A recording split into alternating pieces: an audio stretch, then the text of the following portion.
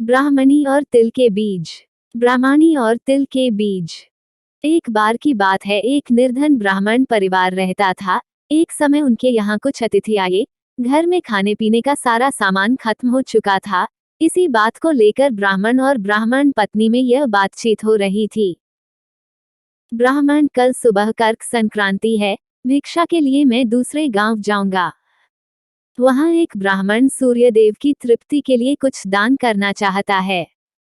पत्नी, तुझे तो भोजन योग्य अन्न कमाना भी नहीं आता।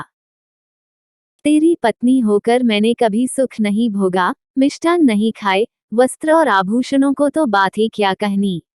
ब्राह्मण, देवी, तुम्हें ऐसा नहीं कहना चाहिए।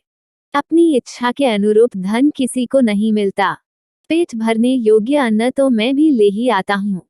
इससे अधिक की तृष्णा का त्याग कर दो। अति तृष्णा के चक्कर में मनुष्य के माथे पर शिखा हो जाती है। ब्राह्मणी ने पूछा, यह कैसे? तब ब्राह्मण ने सुअर, शिकारी और गीदड़ की यह कथा सुनाई। एक दिन एक शिकारी शिकार की खोज में जंगल की ओर गया। जाते जाते उसे वन में काले अंजन के पहाड़ जैसा काला बड़ा सुअर दिखाई दिया। उसे देखकर उसने अपने धनुष की प्रत्यंचा को कानों तक खींचकर निशाना मारा। निशाना ठीक स्थान पर लगा। सुअर घायल होकर शिकारी की ओर दौड़ा। शिकारी भी तीखे दांतों वाले सुअर के हमले से गिरकर घायल हो गया। उसका पेट फट गया। शिकारी और शिकार दोनों का अंत हो गया। इस बीच एक भटकता और भूख से तड़पता गीदड़ वहां आ निकला। वहां सुअर और शिकारी दोनों को मरा देखकर वह सोचने लगा, आज दैववश बड़ा अच्छा भोजन मिला है। कई बार बिना विशेष उद्यम के ही अच्छा भोजन मिल जाता है। इसे पूर्वजन्मों का फल ही कहना चाहिए। यह सोचकर वह मृत लाशों के पास जाकर पहले छोटी चीजें खाने लगा। उसे याद आ गया कि अपने धन का उपयोग मनुष्य को धीरे धीरे ही करना चाहिए। इसका प्रयोग रसायन के प्रयोग की तरह करना उचित है। इस तरह अल्प से अल्प धन भी बहुत काल तक काम देता है। अतः इनका भोग मैं इस रीति से करूंगा कि बहुत दिन तक इनके उपभोग से ही मेरी प्राणयात्रा चलती रहे। यह सोचकर उसने निश्चय किया कि वो पहले धनुष की डोरी को खाएगा। उस समय धनुष की प्रत्यंचा चढ़ी हुई थी, उसकी डोरी कमान के दोनों सिरों पर कसकर बंधी हुई थी। गीदड़ ने डोरी को मुख में लेकर चबाया। चबाते ही वह डोरी बहुत वेग से टूट गई और धनुष के कोने का एक सिरा उसके माथे को भेद कर ऊपर निकला आया, मानो माथे पर शिखा निकल आई हो। इस प्रकार घायल होकर वह गीदड़ भी वहीं मर गया।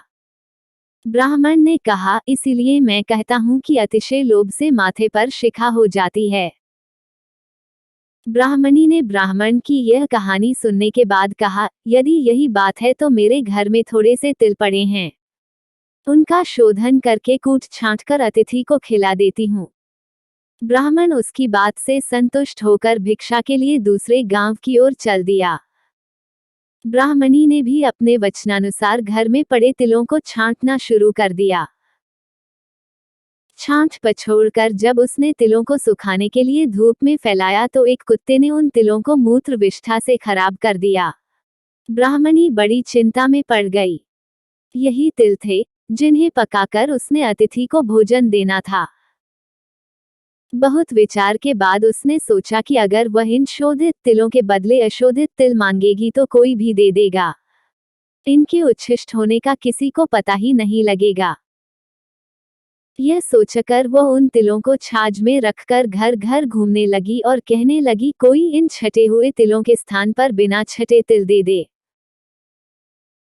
अचानक यह हुआ कि ब्राह्मणी तिलों को बेचने एक घर में पहुंच गई और कहने लगी कि बिना छटे हुए तिलों के स्थान पर छटे हुए तिलों को ले लो। उस घर की गृहपत्नी जब यह सौदा करने जा रही थी तब उसके लड़के ने, जो अर्थशास्त्र पढ़ा हुआ था, कहा, माता, इन तिलों को मत लो। कौन पागल होगा जो बिना छटे तिलों को लेकर छटे हुए तिल देगा? यह बात निष्कारण नहीं हो सकती। अवश्यमेव इन छटे तिलों में कोई दोष होगा। पुत्र के कहने से माता ने यह सौदा नहीं किया। सीख, बिन कारण कार्य नहीं।